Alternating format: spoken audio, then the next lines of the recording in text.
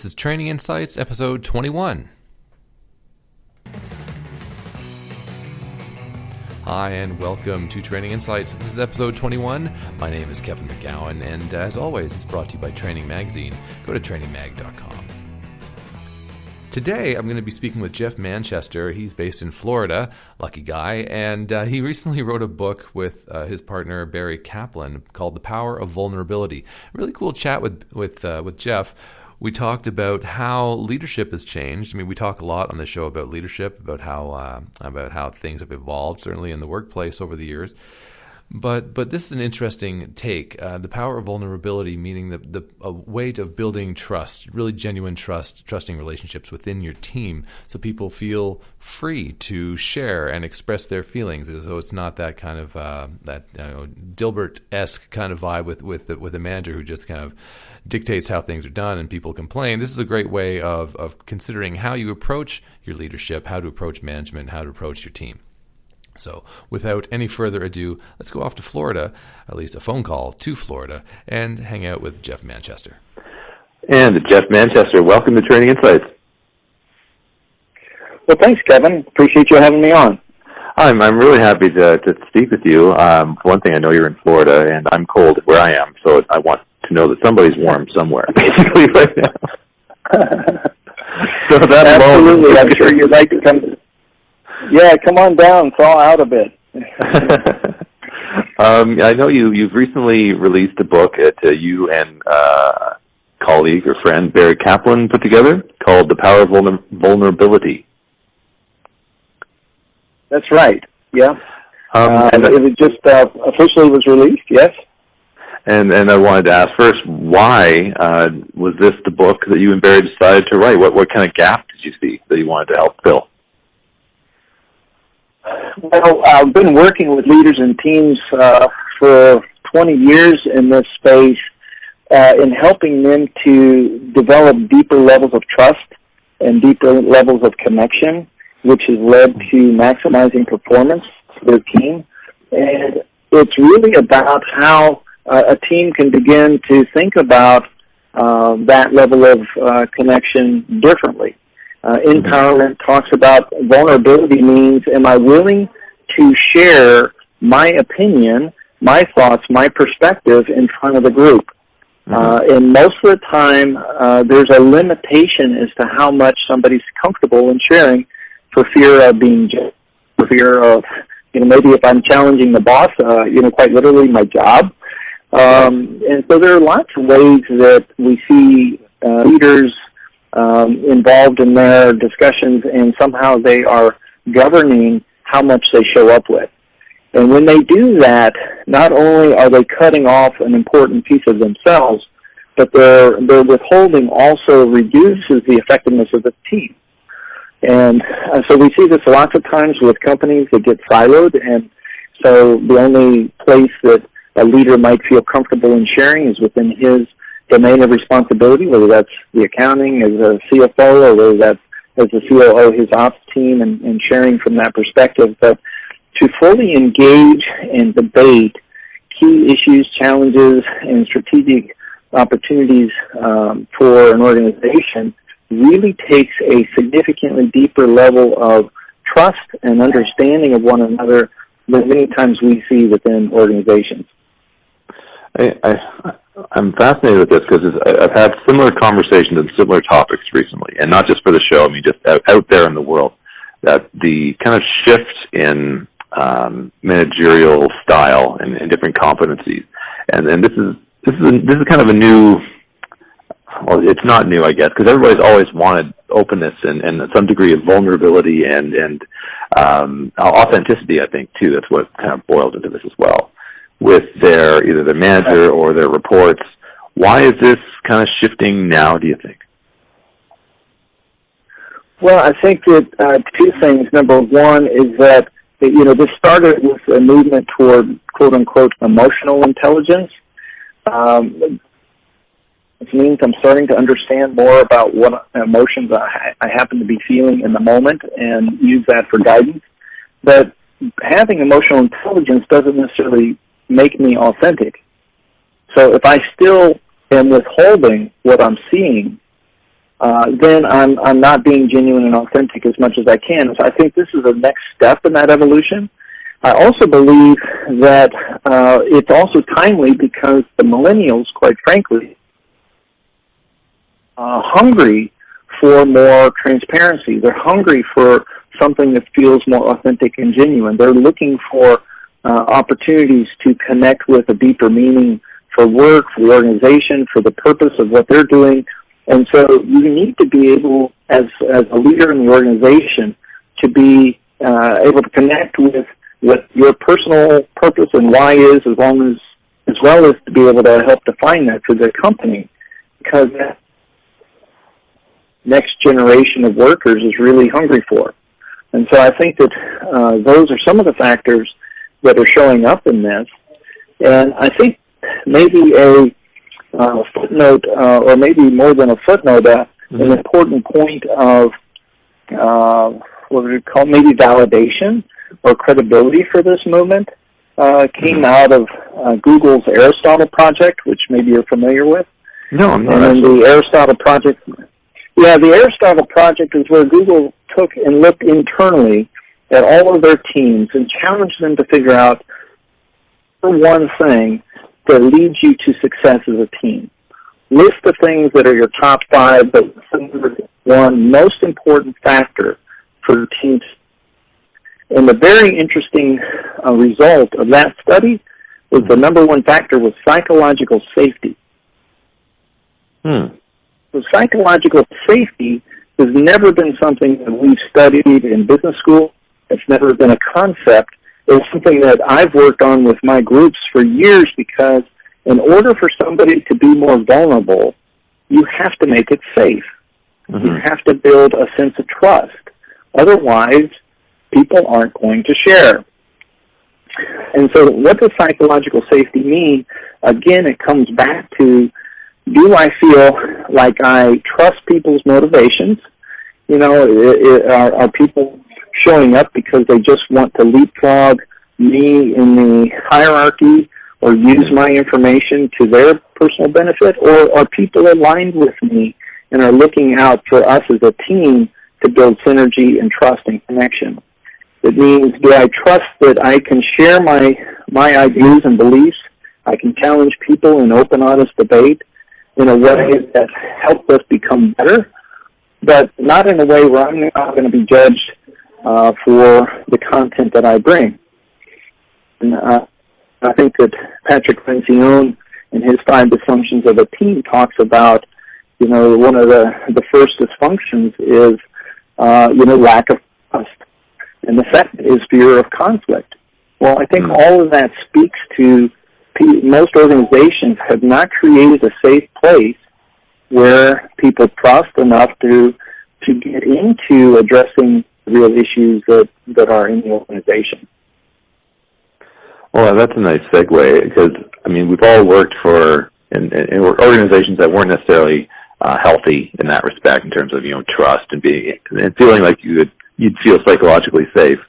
But we've also, hopefully, a lot of us have been in those kind of environments as well. How do you go from kind of the one negative extreme and start coaching and developing a team and leadership to promote that kind of vulnerable, safe space? Well, I think it's a great question, and anybody can start the process. So it doesn't have to be the president or leader. Ultimately, the president or leader of the organization has to embrace this, because what you're talking about here is a shift in the culture of the company. And so, in our book, the tools that we suggest and the steps that we suggest to build safety and to help an organization move through that can be transformational. But it is a disruptive form of a new process for how leaders come together on their weekly management meetings, for example. And so part of what part of the way we begin to create that safety is we take time. The elements of safety include, being present in the moment. And so how many times, Kevin, have you been in a management meeting where people bring their laptops, and while people are talking about things that are supposedly meaningful and important to them, others are banging out emails and sending texts. Yeah. Right? It's commonplace. And so, we're recommending you put a basket at the door. Everybody drops their cell phones in the basket at the door so that you can be more present in the moment. That's a very simple example of how do you begin to create some safety. People have to be present. That's the first start. Yeah, I can't tell you how many meetings I've been, for years, since laptops became commonplace, and certainly since phones became commonplace, that, right. it seems to be dragged into different directions all the time, and and it doesn't do much for the team, it doesn't do much for that meeting. If you're not all engaged in that meeting, why are you even there? Yes, right. And typically, and there's usually that superficial, hey, how you doing? Great, fine, great. And, okay, let's jump into the content of the agenda. Mm-hmm. And the truth is that superficial greeting, nothing to connect us, to help us learn anything about where anybody happens to be in that particular moment. And so, we're basically asked to go from one meeting to come into this meeting to jump into content, and we just can't be our best when we do that. Yeah. And so, there are, we use what we call check-ins, where when you start the meeting, let's check in with one another to see where you are today. And in that process, I begin to get more present. I begin to connect with, where you are, Kevin, and you get to connect with where I am. We may actually learn something about one another today, which, oh, by the way, is a good thing. Yeah. And then then that sets us up for the content of our meeting, which now we can be actually more productive. Yeah. So it seems like it seems so intuitive. It seems so intuitive. This only makes sense, right? You engage with the person you're working with. You don't have to be best friends. We have to, connect and have some kind of rapport and relationship that's positive. And why isn't that just obvious? Like, I hate to throw such a weird general question, but why have we kind of drifted in this other direction, do you think? Where that is just not available? Well, I think about our history, right? That we come from our management philosophy has for a long time been, number one, keep everything close to your vest because you don't know how people might use the information. Number two, there's no place for emotions in business, and so some of those very strong, deeply taught in cultural norms as well as, what we've taught for many times in our business schools create a resistance to the kind of the natural process of connection. Mm-hmm. And so some of those legacy pieces are going to have to be overcome as we begin to shift and move into something different. And I think our general orientation around we just have to get things done. We're in that mode constantly. And so, gosh, if we took 10 minutes at the beginning of a meeting to actually connect with one another, it feels like we've wasted time. We don't have 10 minutes. We've got an hour to meet. We have to get stuff done. Yeah. And the truth is, if we spend the 10 minutes up front, the remaining 50 minutes will create much more synergy and depth of conversation and productivity than we will have really in some ways wasting an hour. Because that's what most people report when they go into the meetings, they're a waste of time. Well, part of that is because of how we structure our time in those meetings. And if we always begin to shift and take the intention to say every meeting is a chance of actually learning and connecting and growing as a team, forget the content for a moment. I begin to look forward to those meetings differently because now I'm actually coming together as a team. Most of the management teams that we work with aren't actually teams at all. They're functional work groups. Right. And so ops, finance, marketing, sales, HR, they all come together as a functional work group. They share what they need to share, and then they go back to their teams. But one of the problems with that is that how the senior management team actually operates a team will determine the effectiveness of the organization overall. That's truly the first team, and most organizations don't look at it that way. Interesting. I've seen it over and over again, so it's nice to hear you spell this out. It all of a sudden kind of all makes sense, right? I have one more question. Right. I mean, as you say, it's somewhat intuitive, but now it's actually being codified in a way that we might be able to actualize something different.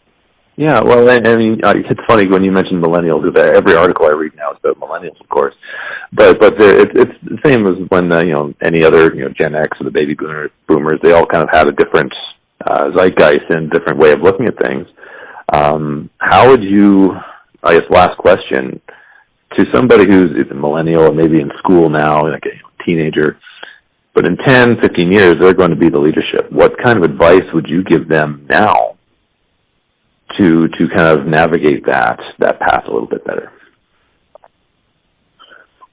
Well, I think the single biggest skill that we all need as leaders, and I'm going to generalize it, to answer your question, is Sure. to become an exceptional listener. If they can work on becoming an exceptional listener, then their ability to connect and navigate the challenges of work and, frankly, family will be significantly enhanced. So much of the time when we get into discussion, people aren't hearing one another. I'm too busy trying to make my point to hear where you're coming from. Yeah. And so if you develop a true empathetic, active sense of listening, where I can even get to the place where I can validate what I'm hearing from the other person before I have to feel compelled to kind of make my case or make my point, then those listening skills will be the key to a successful career. Well, Jeff Manchester, I'll leave it there, but I want to say thank you so much. You bet, Kevin. Thanks again for having me on. Happy to talk with you and your audience anytime.